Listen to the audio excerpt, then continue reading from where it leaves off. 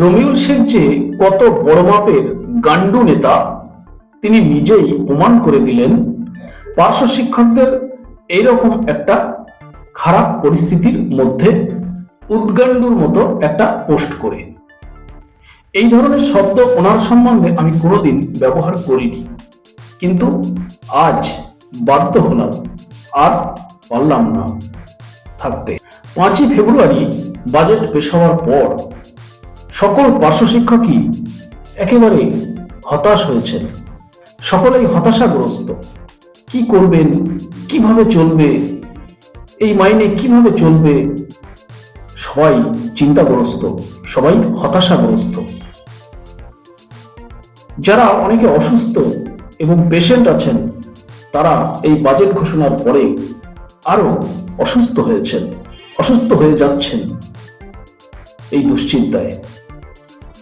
আর এইরকম একটা খারাপ পরিস্থিতির মধ্যে রমিউল বাবু যে এরকম একটা উদ্গান্ডুর মতো অঙ্ক কষে হিসাব করে বলে দেবেন যে 1000 টাকা বাড়ার পরে কত টাকা পার্শ্ব শিক্ষকদের বেতন বাড়লো, পার্শ্ব শিক্ষকরা এই পাবেন, সত্যি অবাক লাগে।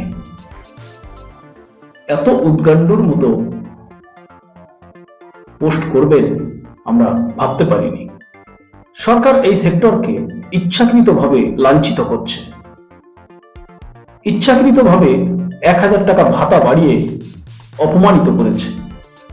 এটা নিয়ে অন্তত আপনি একটা প্রতিবাদ করতে পারতেন, প্রতিবাদ স্বরূপ একটা লিখতে পারতেন, কিন্তু তা না করে আপনি 1000 টাকা বাড়ার পরে পার্শ্ব শিক্ষকরা কত পাবে সেটা আপনি অঙ্ক কষে দিলেন। বাজেটে এই 1000 টাকা ভাতা বৃদ্ধির পরে সকলেই কিন্তু হতাশাগ্রস্ত, কিন্তু আপনি এত খুশি কেন? আপনার মধ্যে এত খুশি কেন? কারণ তো আছে নিশ্চয়ই।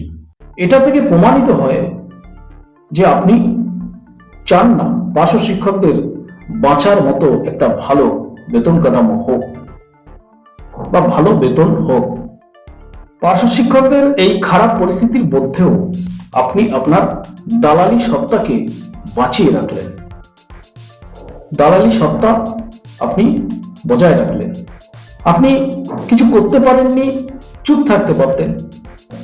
2024 সালের মার্চে আইসিটি শিক্ষকদের 21,000 থেকে 39,000 টাকা বেতন কাঠামো তৈরি হলো।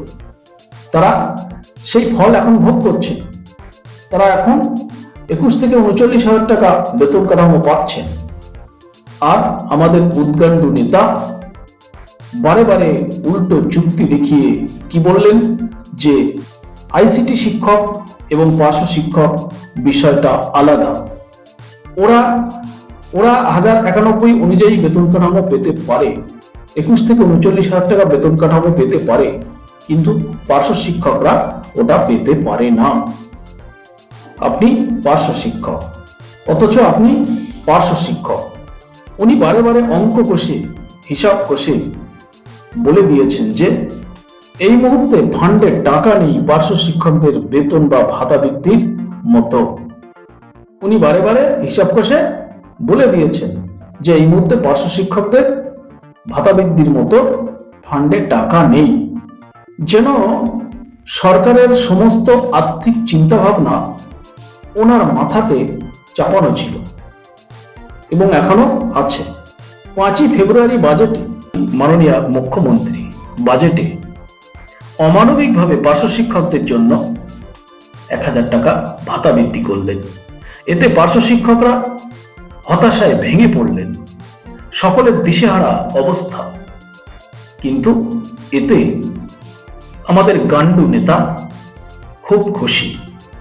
তিনি এই 1000 টাকা ভাতা বৃদ্ধিতেই কায়দা করে অঙ্ক কষতে লেগে গেলেন, কায়দা করে অঙ্ক কষতে লেগে গেলেন।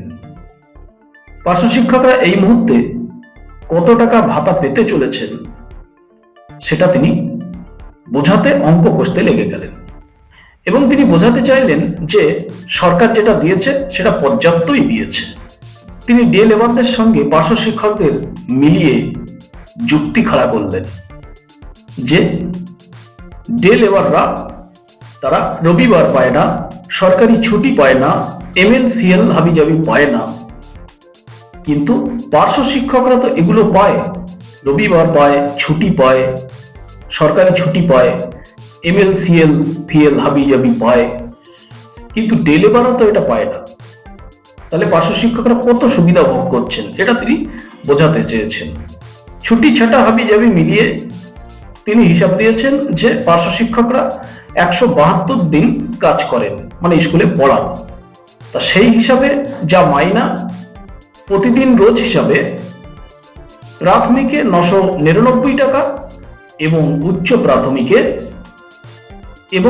প্রাথমিকে 1276 টাকা পার ডে রোজ পার্শ্ব শিক্ষকরা পান। বাহ, কি সুন্দর যুক্তি উনি দেখালেন। তাহলে 365 দিন পার্শ্ব শিক্ষকদের খেতে লাগে না, 172 দিন তারা খান, আর বাকি অর্ধেক দিন, আর বাকি অর্ধেকের বেশি দিন বছরের কি করেন, না খেয়ে থাকেন। কি যুক্তি উনি দেখালেন গো। এবার আপনারাই বলুন, এই পরিস্থিতিতে, এই দুরবস্থার মধ্যে প্রত্যেকেই হতাশাগ্রস্ত, তার মাঝে উনি বোঝাতে চাইছেন যে সরকার যেটা দিয়েছে সেটা মেনে নেওয়া উচিত, সেটা পর্যাপ্ত দিয়েছে। বলেন আপনারা কি বলবেন একে, এই কালপ্রিটকে আপনারা কি বলবেন? আজকে আর সত্যি সহ্য হচ্ছে না, আর সহ্য হচ্ছে না। কি বলবেন আপনারা? রবিউল বাবু, আপনি তো এমন ছিলেন না, বছর 10 আগে পর্যন্ত আপনি এমন ছিলেন না, কিন্তু কি এমন মোহে পড়লেন, কি এমন লোভে পড়লেন যে পার্শ্ব শিক্ষকদের সরকার এত শোষণ করছে, এত লাঞ্ছিত করছে, তারপরেও আপনি খুশি কেন? কি কারণ জানতে খুব ইচ্ছা হয় আমাদের। কি এমন বেনিফিশিয়ারি আপনি, কতটা বেনিফিশিয়ারি আপনি যে পার্শ্ব শিক্ষকদের এত দুরবস্থার মধ্যেও আপনি খুশি? সরকার যে 1000 টাকা দিয়েছে এতেও আপনি পর্যাপ্ত বোঝাচ্ছেন। সত্যি ভাবাচ্ছে, খুব অবাক লাগছে। সরকার এই সেক্টরকে ইচ্ছাকৃতভাবে লাঞ্ছিত করছে, ইচ্ছাকৃতভাবে 1000 টাকা ভাতা বাড়িয়ে অপমানিত করেছে। এটা নিয়ে অন্তত আপনি একটা প্রতিবাদ করতে পারতেন, প্রতিবাদ স্বরূপ একটা লিখতে পারতেন, কিন্তু তা না করে আপনি 1000 টাকা বাড়ার পরে পার্শ্ব শিক্ষকরা কত পাবেন সেটা আপনি অঙ্ক কষে দিলেন।